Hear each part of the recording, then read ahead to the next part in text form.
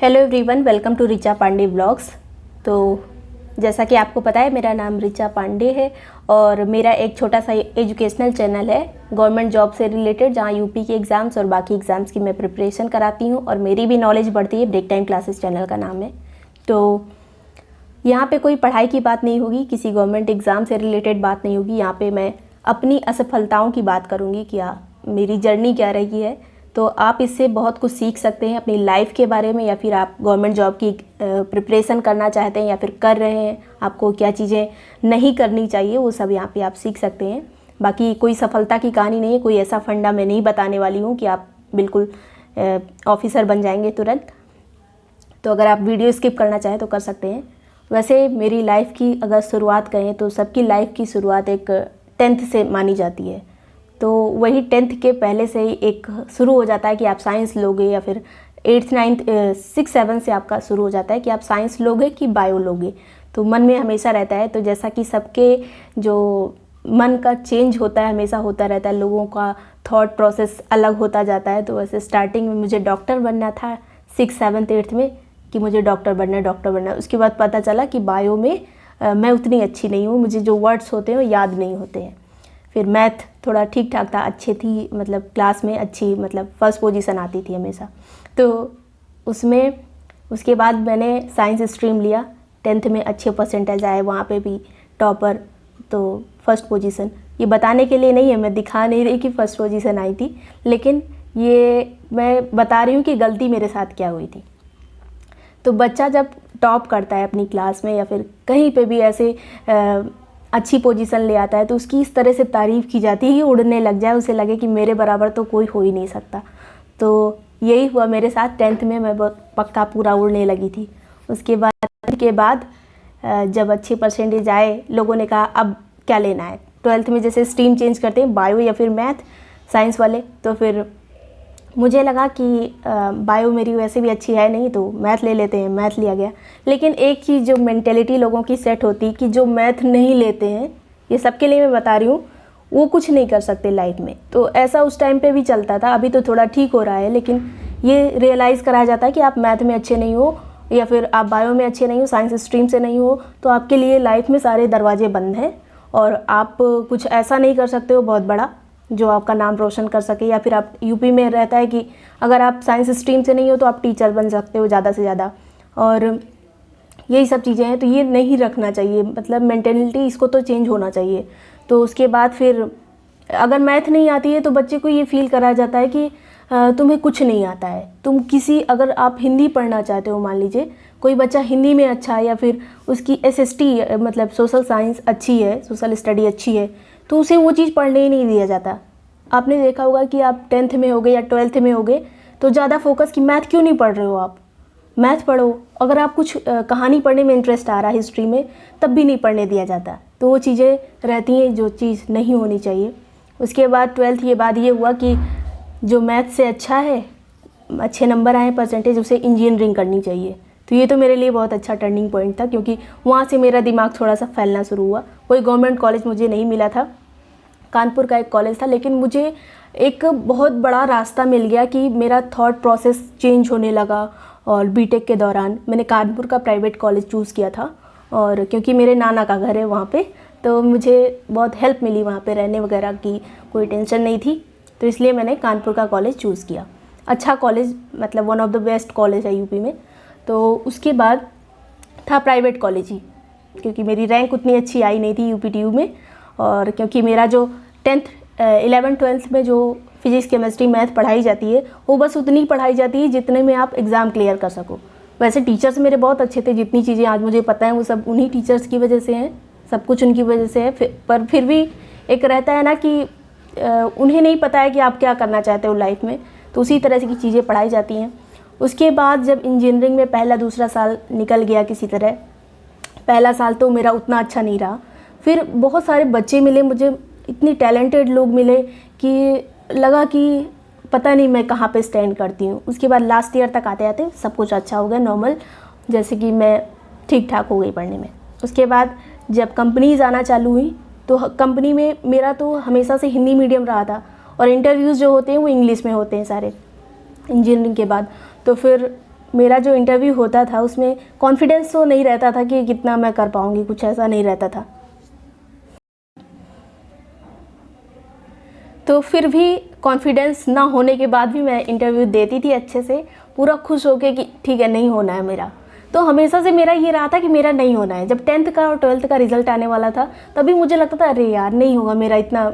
एक भगवान से जो 10th के बच्चे होते हैं 12th के, वो अगर पढ़ने में अच्छे तो यही बनाते हैं मेरी अच्छी रैंक आए क्लास में, ये आए वो आए। तो वो सब तो मैं भी सोचती थी, सबके साथ होता है। लेकिन लगता था कि मैं पेपर दे के आती थी, कोई बात करता था, आपस में बातें होती थी तो लगता था मेरा इतना अच्छा थोड़ी हुआ है।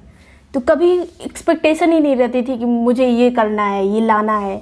तो ये भी एक पॉइंट है जो बच्चों को एक्सपेक्ट करना चाहिए, मुझे ये करना है। मुझे कभी ललक ही नहीं रही कि मुझे ये करके इसको अचीव कर लेना है तुरंत, उसके बाद मुझे कुछ नहीं करना है। हमेशा से था कि ये मेरे साथ ये कर लिया तो पता नहीं क्या होगा, ऐसा रहता था। तो इंजीनियरिंग में भी इंटरव्यू के टाइम पे मुझे रहता था कि पता नहीं क्या होगा, बस दे दिया। लेकिन मेरा सिलेक्शन हो जाता था अक्सर। मेरी 6 कंपनी में मेरा कैंपस सिलेक्शन हो गया। और उस टाइम पे मुझे ये बताने वाला कोई नहीं था कि मैं किस कंपनी को चूज़ करूं, कहाँ पे जाऊं, ज़्यादा पैसे की तरफ भागूं कि जो ज़्यादा ऑफ़र दे रही हैं, या फिर अपनी नॉलेज गेन की तरफ जाऊं। तो मेरा SCL में भी हुआ था और कई सारी कंपनीज़, बड़ी बड़ी कंपनीज़ एयरटेल वगैरह में और कई जगह पे हुआ था। तो मैंने पैकेज देखना चालू किया किसका पैकेज ज़्यादा है। तो मैंने एक इंदौर की कंपनी थी, उसमें बिज़नेस एनालिस्ट की पोस्ट थी। मैंने सॉफ्टवेयर इंजीनियरिंग वाली पोस्ट, मेरा सॉफ्टवेयर CS से था, तो सॉफ्टवेयर इंजीनियर की पोस्ट मैंने चूज़ ही नहीं की। मैंने बिज़नेस एनालिस्ट की पोस्ट चूज़ की, जो कि एक बहुत बैड डिसीज़न हो सकता था किसी के लिए भी। लेकिन मैं जब वहाँ गई और लोगों को देखा, एकदम 12 लोगों की मेरी टीम थी। लोग काम करते जा रहे थे, इतना ज़्यादा कुछ हो नहीं रहा था। लेकिन मेरे जाते ही जब 12 लोगों की टीम में मैं एक थी, और पहले मुझे लगा मुझसे कुछ नहीं होगा, क्योंकि वहाँ पे बातें करना और अपने आप को प्रेजेंट करना किस तरह होता है, कैसे काम करना है। मतलब बिज़नेस एनालिस्ट की जो पोस्ट होती है उसमें आपको बहुत ही ज़्यादा फ्रैंक होना पड़ेगा। तो वो चीज़ें मेरे अंदर उतनी नहीं थी। फिर भी पता नहीं कैसे भगवान की कृपा थी कि मेरे इतनी अच्छी सैलरी आती थी, इंसेंटिव इतना अच्छा, सब चीज़ एकदम, मेरा करियर जो है एकदम ग्रोथ पे जा रहा था, सबसे नंबर 1 पे वहाँ पे भी।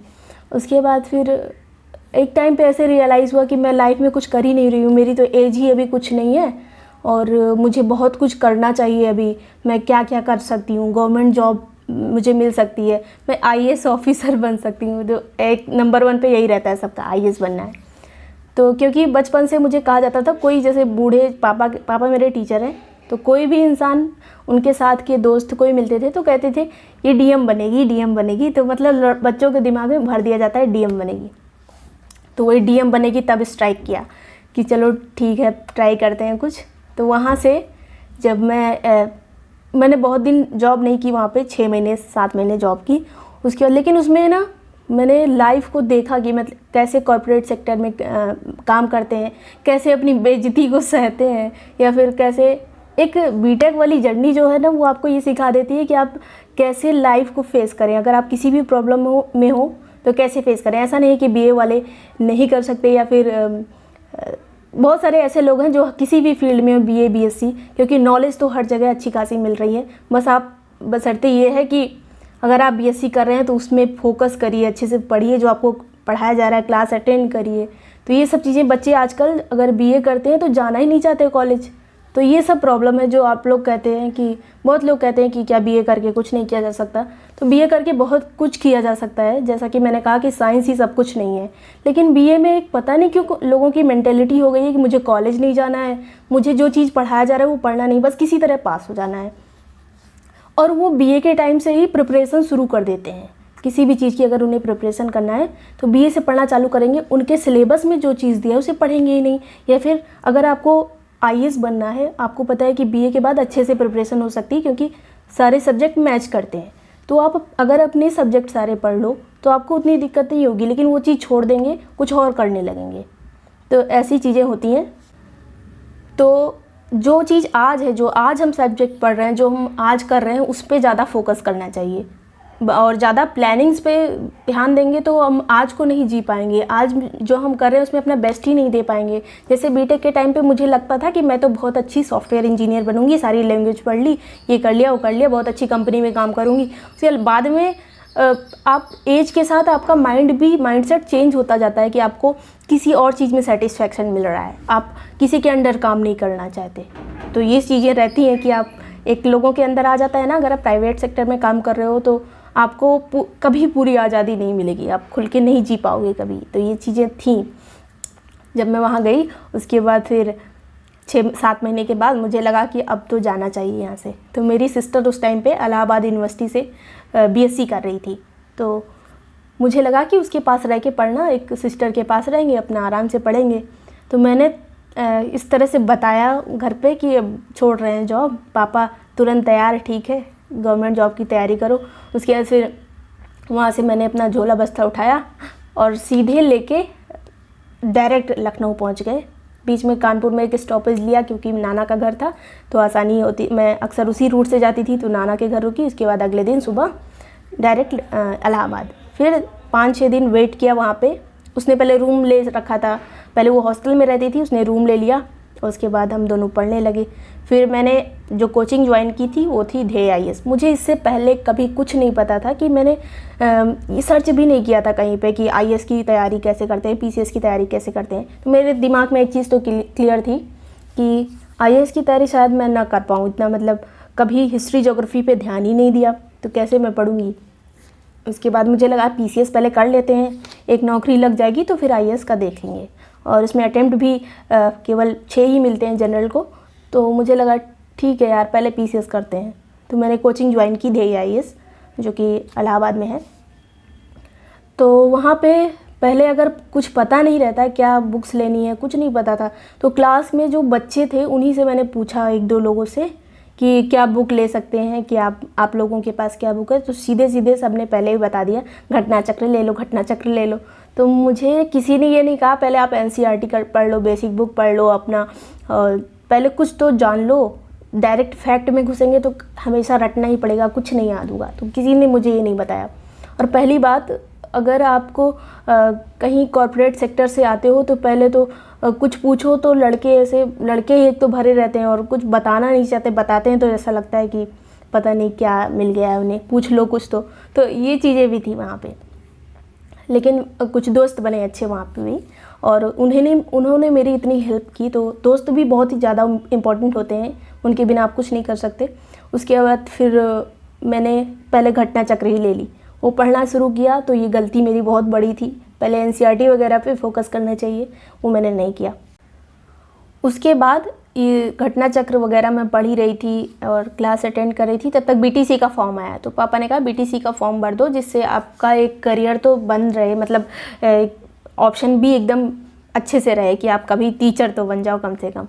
तो मैंने कहा ठीक है। उसके बाद फॉर्म भर दिया, जो मेरे लिए बहुत अच्छा साबित हुआ, मतलब टेंशन नहीं होती कोई। मैंने फॉर्म भर दिया, BTC भी कंप्लीट हो गया 2 साल में। और फिर मैंने पहली बार जब पेपर दिया तब पहली बार में मुझे लग रहा था हो जाएगा, मेरा सिलेक्शन पक्का है, लेकिन नहीं हुआ। 6 नंबर कम थे, प्री में नहीं हुआ। फिर अगली बार जब पेपर दिया तो बहुत बड़ी ट्रेजेडी हो गई। मुझे लगा मुझे सब कुछ आता है इस पेपर में।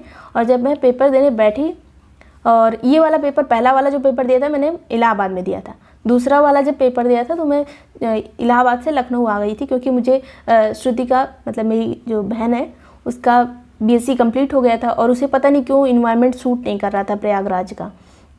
और मेरे घर से भी एक ये भी बात थी, और प्रयागराज से मैं घर जा रही थी, रास्ते में मेरा पर्स चोरी हो गया था और मेरा सारा डॉक्यूमेंट सब चीज़ खो गया था, मेरे पास कोई ID प्रूफ नहीं था मेरे पास। तो मुझे लगा कि मैं यहाँ नहीं रहूँगी, अच्छा नहीं लग रहा है। वैसे पढ़ाई के लिए बेस्ट है प्रयागराज, इसमें नो डाउट, लेकिन मैं लखनऊ आ गई क्योंकि मेरा घर सुल्तानपुर में है, बीच में ही पड़ जाता है लेकिन रास्ते में, तो मेरे लिए ये आसान रहता है। वहाँ पे 2-3 बार मुझे बस चेंज करनी पड़ती थी और इसी चक्कर में मेरा पर्स चोरी हो गया था। तो मैं लखनऊ आ गई। यहाँ पे मेरे कुछ फ्रेंड भी थे, वहाँ कोई मेरा दोस्त नहीं बना था अच्छा, तो मैं यहाँ आ गई। और लखनऊ में फिर मेरा जो अगला पेपर हुआ उसमें जो सबसे बड़ी ट्रेजेडी ये हुई कि जब बैठना था जहाँ पे पेपर देने, वहाँ चौक से लिखा होता है रोल नंबर, तो आप उसको अच्छे से चेक करके बैठिएगा। मेरे साथ ये हुआ था, पहले कुछ डिजिट मैच हो रहे थे तो मैंने लास्ट का देखा नहीं, वो मिट गया था थोड़ा। मैम ने कहा यही है आपका, मैं बैठ गई जाके सीधे प्रॉपर मैच किए बिना। उसके बाद जब आधा पेपर हो गया, सब फिलिंग, जो फॉर्म फिलिंग होती है ना, वो सब मैंने भर दिया था। उसके बाद फिर बीच में आके बोली मैम 1 घंटे के बाद कि ये आपकी सीट नहीं है। 1 घंटे नहीं, 45 मिनट के बाद। तो मेरा तो एकदम हार्ट फेल की अब क्या होगा। तो फिर मैं वहाँ से उठी रोते हुए, और क्या पीछे मेरी थी बगल वाली सीट पे, मैं बगल वाली रो में आगे बैठ गई थी जाके। उसके बाद वो पीछे था मेरा, और जहाँ पे मैं बैठी जाके वहाँ वाला बच्चा कोई आया नहीं था। फिर जाके बैठी तो मैम बगल में डांटे जा रही हैं, एक तो दिमाग ही नहीं काम कर रहा है बिल्कुल, और एक तो उन्हें इतना ज़्यादा पता नहीं था। उन्होंने कहा तुम कुछ नहीं करना अभी अपनी कॉपी में, ना पढ़ना, बंद करके रख दो सब। उसके बाद मैं बैठी रही लेकिन जो वहाँ पे स्टूडेंट थे वो लोग इतने अच्छे थे, सपोर्टिव थे, कि उन्होंने मैम को ही ऐसे कहा कि करने दो उसको, ऐसा कुछ नहीं होता। तो मैंने करना चालू किया किसी तरह। फिर लेकिन वो बगल में बोल रही थी और मैं पढ़ भी नहीं पा रही थी, रो भी रही थी, एकदम दिमाग ख़राब हो गया पूरा। उसके बाद फिर जब बीच में पेपर ख़त्म हुआ तो बाहर गई रोते हुए। उसके बाद फिर CSAT के पेपर के लिए आई, तब मुझे दूसरी जगह बैठाला गया। मेरा दोनों सेट चेंज हो गया था, क्योंकि सुबह और शाम का सेट एक ही होना चाहिए। और फिर मैंने सोचा जाके सुबह वाला देख लूँ, मेरी प्रेजेंट लगी है एब्सेंट। तो मैं ऑफिस में गई जहाँ पे मेरा सेंटर था, तो वहाँ पे जाके देखा तो मेरा सुबह वाले में एब्सेंट लगा है, और एक लिस्ट जा चुकी है, पहले ही चली जाती है वो CSAT के पेपर के पहले। तो पेपर देने का कोई मतलब ही नहीं लग रहा था, लेकिन उन्होंने जो उनके पास लिस्ट रखी रहती वहाँ पे प्रेजेंट लगा लिया, जो गई वो गई। तो मेरी कॉपी ही नहीं चेक हुई पूरा, या चेक भी हुई होगी तो मुझे पता ही नहीं चला कुछ। उसके बाद फिर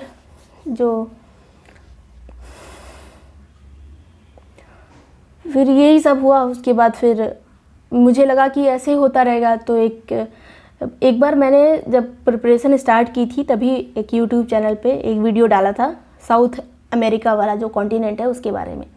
वो वीडियो अच्छा चला था, पर मैंने बीच में ही बंद कर दिया, और वो वीडियो भी डिलीट कर दिया, क्योंकि मुझे लग रहा था मुझे इतना थोड़ी आता है, अभी तो प्रिपरेशन स्टार्ट की है, तो पहले ही नहीं उड़ना चाहिए।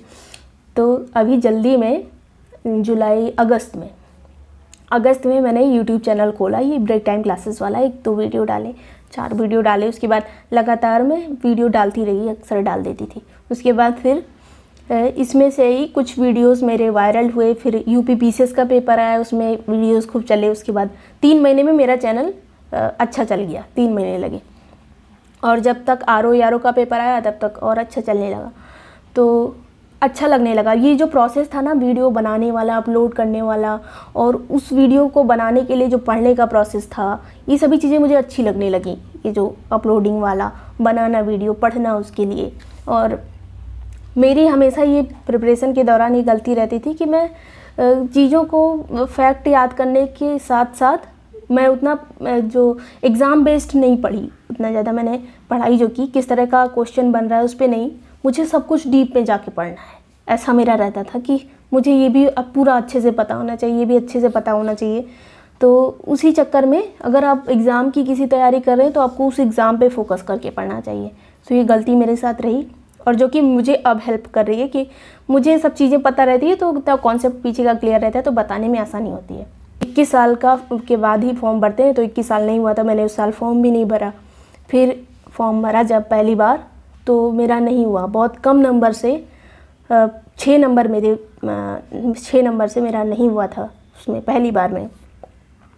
तो दुख हुआ, लगा कि अरे यार नहीं हुआ। ऐसा लगता था ना कि पहली बार कोई पेपर देता है तो कि मुझे पहली बार क्वालिफाई करना है, तो वो चीज़ नहीं हुई। फिर अगली बार फिर पेपर दिया, लगा कि अब तो सब आता है, अब तो हो जाएगा।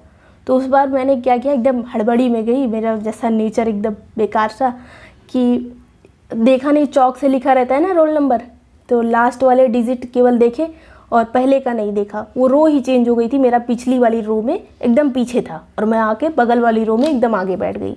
सारे नंबर चेंज थे और एकदम लास्ट वाला नंबर मिट गया था, लेकिन सब नंबर मैच हो रहे थे। मुझे लगा ठीक है, कोई नहीं, यही होगा मेरा। और टीचर जो थी वो भी, उन्होंने कह दिया यही है। उनसे पूछा था मैंने, तो फिर उनकी भी कोई गलती नहीं थी, मेरी लापरवाही थी। मैं बैठ गई वहाँ पे, आधा पेपर हो गया मेरा, तो फिर खुश होकर एकदम कर रही थी कि चलो ठीक है, आ रहा है। उसके बाद आधा जब हो गया तो मैम आई, वो जो साइन कराने आते हैं बीच में, उसमें उन्होंने कहा ये तुम्हारी सीट नहीं है। अब तो भैया गए काम से, रोना चालू तुरंत, अरे ये मैं कैसे यहाँ बैठ गई। उन्होंने कहा चलो अपनी सीट पे। वो जहाँ पे मेरी सीट थी वो बच्चा ही नहीं आया था, तो मैं वहाँ जाके बैठी अपनी सीट पे। मतलब जहाँ पे मैं अभी तक बैठी थी, वो जो स्टूडेंट जिसको वहाँ बैठना था वो नहीं आया था। फिर मैं अपनी सीट पे गई, वो खाली पड़ी थी। तो वहाँ बैठी तो उन्होंने कहा भी पेपर मत करना। वो पता नहीं कौन थी यार, उन्हें पूरा पता नहीं था शायद कि ऐसे रोकते नहीं है, लेकिन उन्होंने मुझे बैठा ले रखा। लेकिन वहाँ जो स्टूडेंट थे उन्होंने कहा कि करने दो, ऐसे थोड़ी होता है। तो मैं कर रही थी और रो रही थी क्योंकि मेरी कॉपी चेक होगी कि नहीं, और मैंने पहले ही सब कुछ भर दिया था, फिल कर दिया था। उसके बाद फिर सब चीज़ें हो गई थी, मुझे लगा अरे यार अब क्या होगा, आधी चीज़ भर चुकी है पहले ही। तो फिर सेट भी दूसरा होता है ना, आप सेट दूसरा जगह बैठ गए तो सेट दूसरा मिल जाएगा। फिर कुछ देर बाद मैं गई नीचे दौड़ते हुए कि प्लीज़ उनसे रिक्वेस्ट करके कि मुझे जाने दो नीचे। तो एक मैम आई, फिर कोई मुझे जाने भी नहीं दे रहा था वहाँ से।